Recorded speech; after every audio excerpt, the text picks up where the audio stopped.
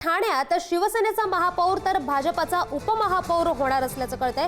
महापौर उपमहापौर पदासाठी दोन्ही पक्ष एकत्र अर्ज दाखल करणार आहेत। शिवसेनेकडून महापौर पदासाठी शर्मिला पिंपोळकर अर्ज भरणार आहेत, तर भाजपाकडून कृष्णा पाटील उपमहापौर पदासाठी अर्ज भरणार आहेत। थोड्याच वेळात दोघांच्या नावावर शिक्कामोर्तबही होणार आहे।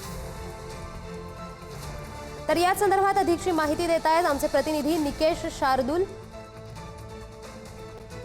तर निकेश, काय सांगाल? नक्कीच ठाणे महापालिकेत नेमका महापौर कोणाचा बसणार याची उत्सुकता जी आहे ती सर्वांनाच लागलेली होती। आज स्वतः उपमुख्यमंत्री एकनाथ शिंदे यांच्या उपस्थितीमध्ये ठाणे महानगरपालिका मुख्यालयात शिंदेच्या शिवसेनेच्या ज्या नगरसेविका आहेत शर्मिला पिंपोळकर यांच्या नावाची अधिकृत घोषणा जी आहे ती करण्यात आलेली आहे। तर उपमहापौरपदी भाजपचे नगरसेवक कृष्णा पाटील यांची उपमहापौर पदासाठी घोषणा जी आहे ती करण्यात आलेली आहे। या दोघांनीही एकनाथ शिंदे यांच्या उपस्थितीमध्ये आज अर्ज जे आहेत ते दाखल केलेले आपल्याला पाहायला मिळत आहेत। शिवसेना आणि भाजप ही ठाण्यावर महापालिकेत पुन्हा एकदा एकत्रित आलेली पाहायला मिळते। शिंदेंनी आपला महापौर पदाचा गड जो आहे तो राखलेला पाहायला मिळतोय।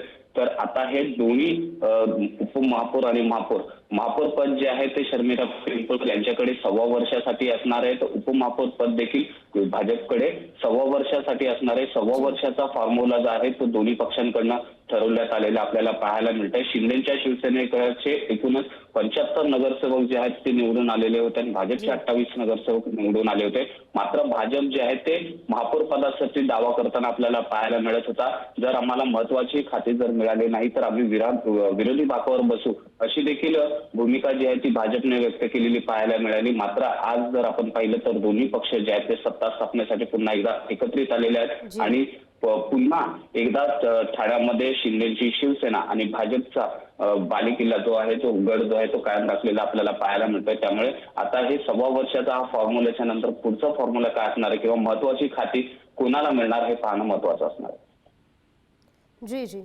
धन्यवाद निकेश दिलेल्या माहितीबद्दल। तर आपण पाहतोय ठाणे पालिकेत 1.25 वर्षासाठी महापौर पद दिलं जाणार असल्याची माहिती मिळते।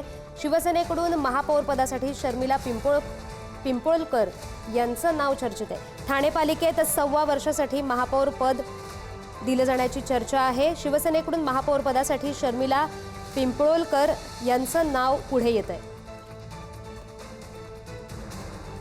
तर ठाण्यात शिवसेनेचा महापौर आणि भाजपाचा उपमहापौर होणार आहे। महापौर उपमहापौर पदासाठी दोन्ही पक्ष एकत्र अर्ज दाखल करणार आहेत। शिवसेनेकडून महापौर पदासाठी शर्मिला पिंपोळकर अर्ज भरणार आहेत, तर भाजपाकडून कृष्णा पाटील उपमहापौर पदासाठी अर्ज भरणार आहेत। थोड्याच वेळात या दोघांच्या नावावर शिक्कामोर्तब होणार असल्याचं कळतंय।